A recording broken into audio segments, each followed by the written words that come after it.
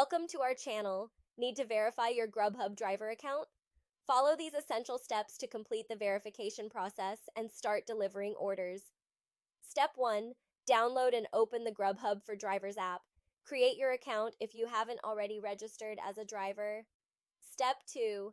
Navigate to the account or profile section. Look for any pending verification requirements or document requests. Step 3. Upload a clear photo of your valid driver's license. Ensure all information is legible and the entire license is visible. Step 4. Submit proof of auto insurance. The policy must be current in your name and meet your state's minimum requirements. Step 5. Provide your vehicle registration information. The document must be current and match the vehicle you'll use for deliveries. Step 6. Complete the background check authorization.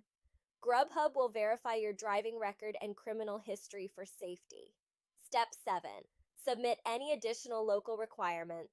Some cities require business licenses or food handling permits for delivery drivers. Step 8. Wait for approval notification. Verification typically takes 1-3 business days. Check email for updates or additional document requests. Don't forget to like this video and subscribe to our channel.